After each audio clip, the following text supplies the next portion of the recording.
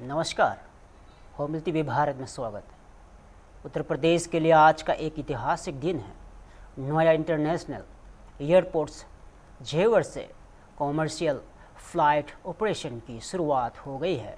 इस मौके पर प्रदेश के उप मुख्यमंत्री ब्रजेश पाठक ने प्रदेशवासियों और देशवासियों को बधाई दी और ब्रजेश पाठक ने कहा है कि आज जेवर एयरपोर्ट से उड़ानों का शुभारंभ हो रहा है, जो उत्तर प्रदेश के विकास की दिशा में एक बड़ा कदम है।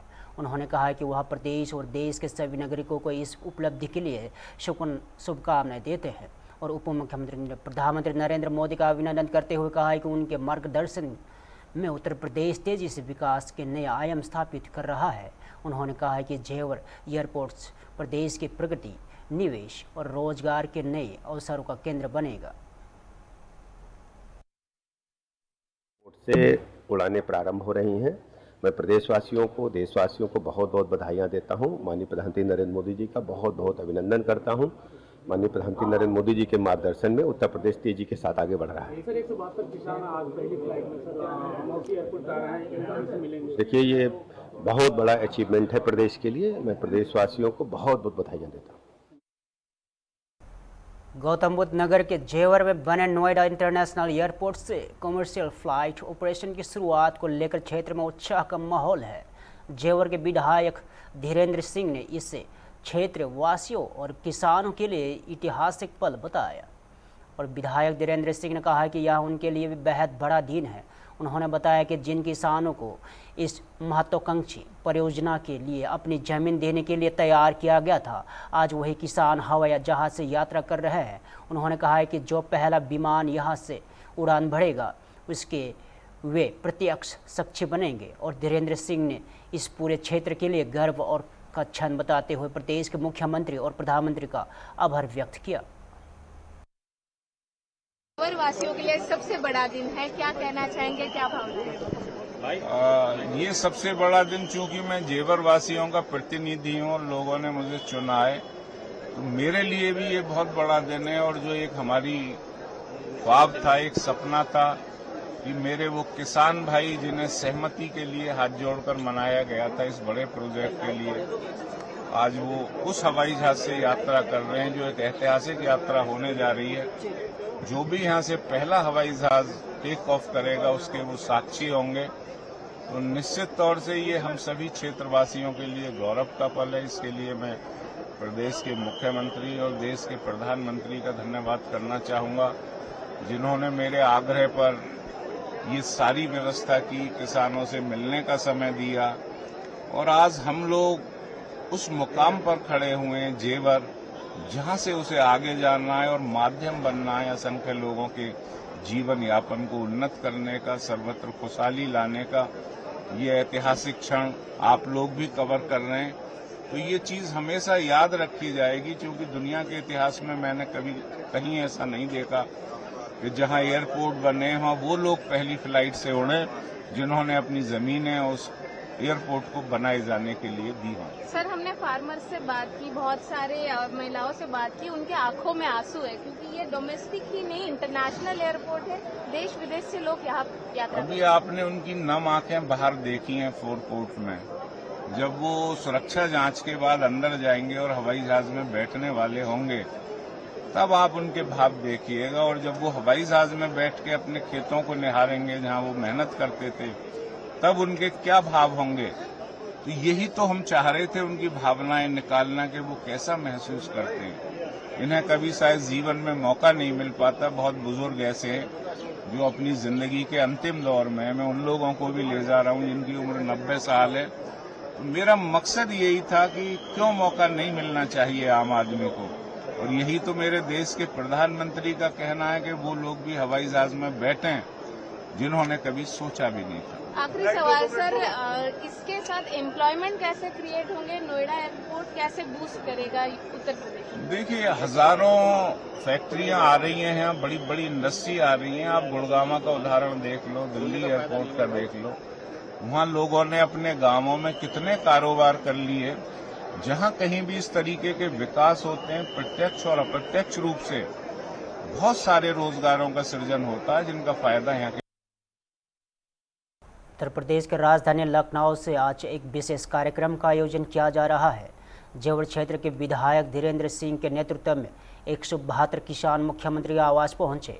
ये सभी किसान वे हैं जिन्होंने नोएडा इंटरनेशनल एयरपोर्ट्स परियोजना के लिए अपनी जमीन दी थी और मुख्यमंत्री योगी आदित्यनाथ अपने सरकारी आवास 5 कालिदास मार्ग पर इन किसानों को सम्मानित करेंगे।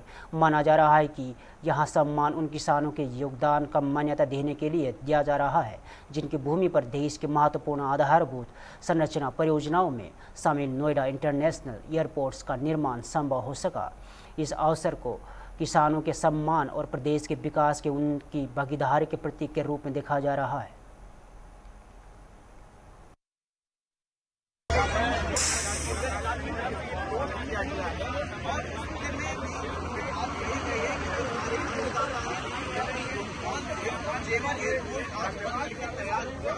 विषयों को लेकर मुख्यमंत्री के साथ ये संवाद काफी महत्वपूर्ण है, क्योंकि ये पहला मौका है जब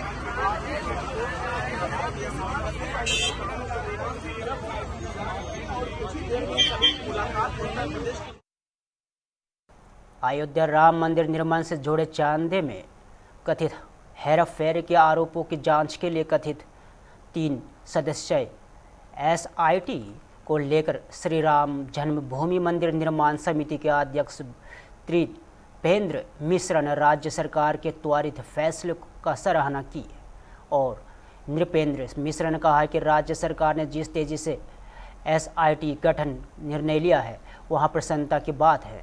उन्होंने बताया कि तीनों सदस्यों की इस संबंध में संभवतः आज ही आधिकारिक जानकारी मिली है। उन्होंने यह भी कहा है कि SIT टीम ने जांच कार्य शुरू करने से पहले मार्गदर्शन के लिए मुख्यमंत्री से मुलाकात कर अनुरोध किया है और मुख्यमंत्री से भेंट कर के बाद टीम अयोध्या पहुंचकर अपना काम शुरू करेगी। उन्होंने विश्वास जताया कि जांच प्रक्रिया निष्पक्ष और पारदर्शी तरीके से आगे बढ़ेगी। SIT गठित हो गई, लेकिन लोग अफवाह फैला रहे हैं, क्या अपील करते हैं आप लोगों को, क्या कहेंगे, क्या समझेंगे? देखिए, मैंने कल भी कहा था, राज्य सरकार ने जिस गति से यह निर्णय लिया है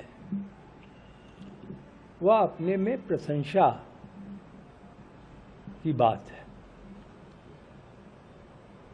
शनिवार को निर्णय हुआ, कल रविवार था, तो जो तीनों सदस्य हैं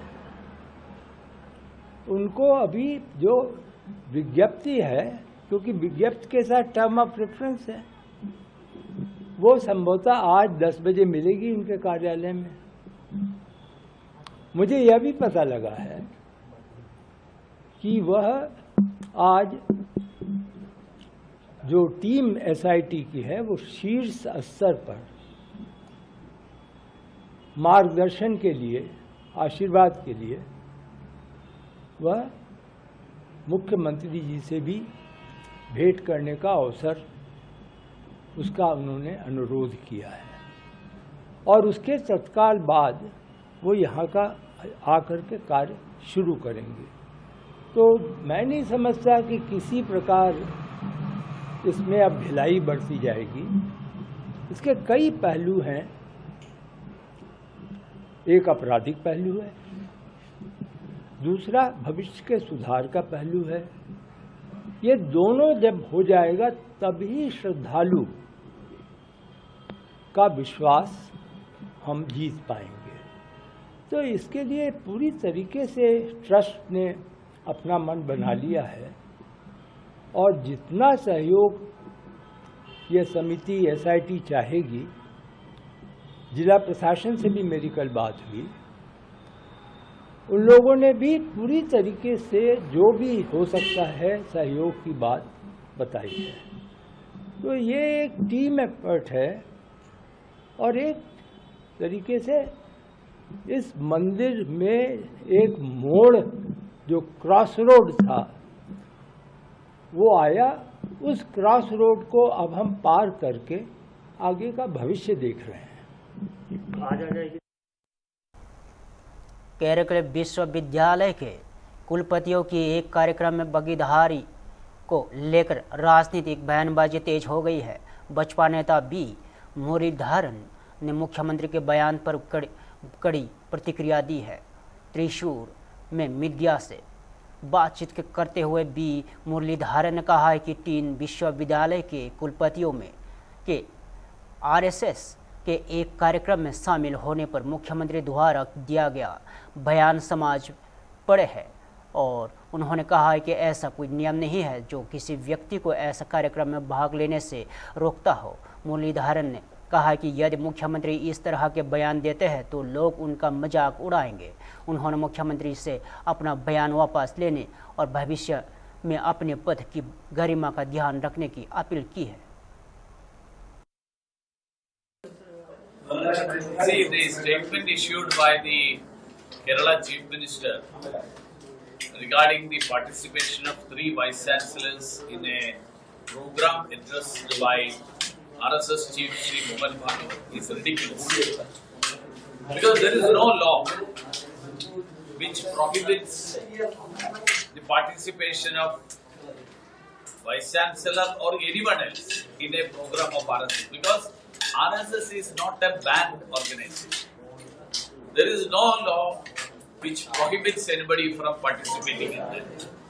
So the Chief Minister of a state, if he makes such a statement, a Kerala Chief Minister, then the whole world will laugh at him, because RSS is known to be an organization which is patriotic, which serves the people, and which is one of the largest voluntary organizations in the world.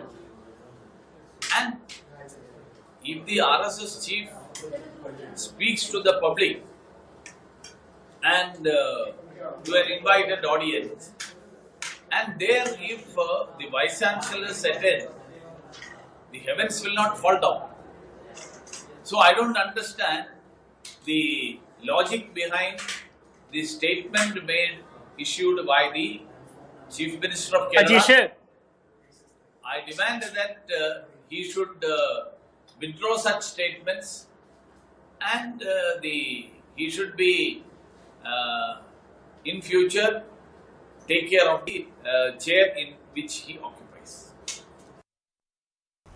पश्चिम बंगाल की राजनीति में तृणमूल कांग्रेस के भीतर जारी खींचतान के बीच party के भाग्य सांसद अरुण चक्रवर्ती ने बड़ा दावा किया है कि दिल्ली में मीडिया से बातचीत करते हुए उन्होंने कहा है कि आने वाले समय में टीएमसी के और नेता उनके साथ जोड़ेंगे। अरूप चक्रवर्ती ने कहा है कि टीएमसी के सभी लोग अंततः उनके साथ आएंगे, क्योंकि राजनीति में सक्रिय रहने के लिए उनके पास दूसरा विकल्प नहीं है। उन्होंने कहा है कि उनका उद्देश्य पार्टी को छोड़ना नहीं, बल्कि उसमें सुधार करना और उसे सही दिशा में ले जाना है। वहीं अभिषेक बनर्जी के द्वारा 20 भागी संसदों को गद्दार कहे जाने पर प्रतिक्रिया देते हुए चक्रवर्ती ने सवाल उठाया है कि आखिर गद्दार कौन है। उन्होंने कहा है कि जो कार्यकर्ताओं की उपेक्षा करता है, उन्हें मुश्किल से छोड़ देता है और उन्हें चुनाव हारने के बाद पक्ष बदल देता है, उससे आत्ममंथन करना चाहिए। चक्रवर्ती ने कहा है कि वे आज भी ममता बनर्जी के साथ है और खुद को उनका समर्थक मानते हैं। उनको दावा है कि पार्टी में अधिकांश लोग ममता बनर्जी से नेतृत्व और व्यक्तित्व के प्रभावित होकर आए थे, लेकिन अब उन्हें काम नहीं करने दिया जा रहा है। हम उतना नहीं बोल पाएगा, हम ही बोल सकेगा। जो लोग चलाया इतना पार्टी, वही लोग रिस्पॉन्सिबल है इसका लिए। दादा, आप लोगों को लगातार गद्दार का टैग दिया जा रहा है, गद्दार कहा जा रहा है। गद्दार कौन होता है?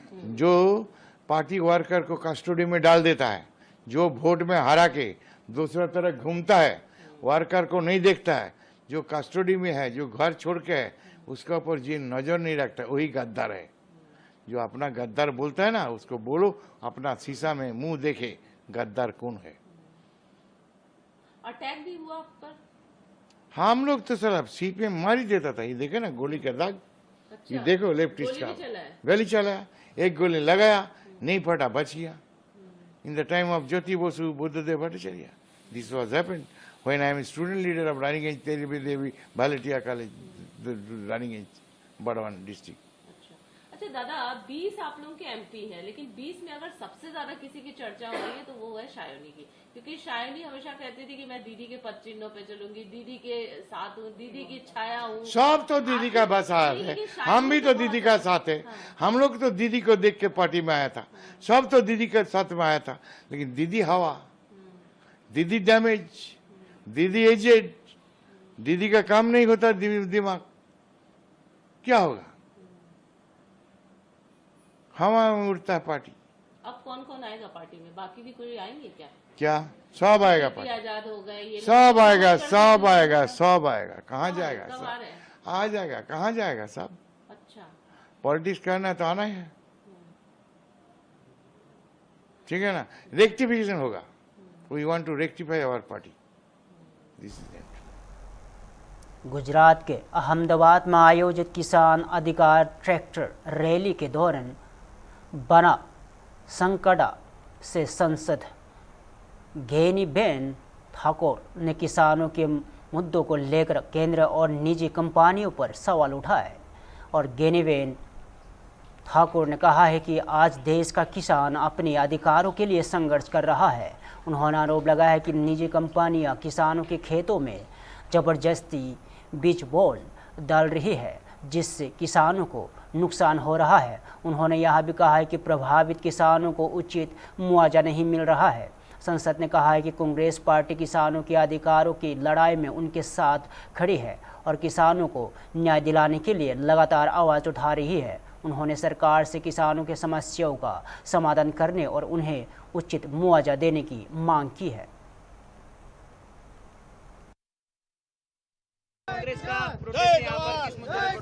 आज देश का जो किसान है वो उनके अधिकार के लिए लड़ रहा है। आपने कई सालों पहले देखे कि जो पंजाब के जो किसानों थे वो एमएसपी के लिए 1 साल से ज़्यादा आंदोलन उन्होंने किया। 800 से ज़्यादा किसानों की डेथ हो गई, तो भी किसानों के बारे में जो गवर्नमेंट को उनको जो देना चाहिए वो नहीं दिया। आज गुजरात में वही नौबत आई है कि जो प्राइवेट जो कंपनियां हैं, ये प्राइवेट कंपनियां किसानों के खेत में जबरदस्ती बलजबरी पूर्वक हमने किसानों के खेत में बीज बॉल डाल रही है। उनके बारे में उनका जो मुआवजा मिलना चाहिए वो नहीं मिल रहा है। तो कांग्रेस पार्टी और सब किसानों को मिलकर एक गवर्नमेंट के साथ बात करना चाहते हैं कि हमारी जो समस्याओं है, हमारी जो डिमांड है वो हमें दो, तो हमें बीज बॉल के लिए और लैंड लेने देने के लिए तैयार है। लेकिन वो प्राइवेट पुलिस, वो किसान बोल रहे हैं कि काफ़ी कंपनियां वाला बोल रहे हैं कि हमारे पास किराए की लाई हुई पुलिस है। तो किराए की लाई हुई पुलिस आज किसानों के बारे में जो कुछ भी करेगा तो वो कांग्रेस पार्टी उनके साथ है। हम किसानों के लिए जीत देने के लिए तैयार है, लेकिन जो किसानों की जो सही बात है वो गवर्नमेंट तक पहुंचाने की जिम्मेदारी कांग्रेस पार्टी की है और हम पहुंचाएंगे। राज्य सरकार ये बात कहती है कि सबसे ऐतिहासिक पैकेज किसानों को लेकर के उन्होंने दिया, किसानों को लेकर सबसे बड़ी घोषणाएं सरकार ये करने का दावा करती है, इस पे क्या कहेंगे? किसानों का जब कोई भी प्रॉब्लम हो तो पैकेज वाला डिक्लेरेशन होता है, लेकिन उनके बारे में जो देने की बात होती है तो कुछ मिलता नहीं है। तो सिर्फ प्रेस कॉन्फ्रेंस करके और पैकेज देने के वजह से किसानों का जो प्रश्न है, उनकी डिमांड है, वो हल नहीं होगी। फिलहाल के लिए इतना ही। तज़व्वुर जुड़े रहे हम बोलते भी भारत के साथ।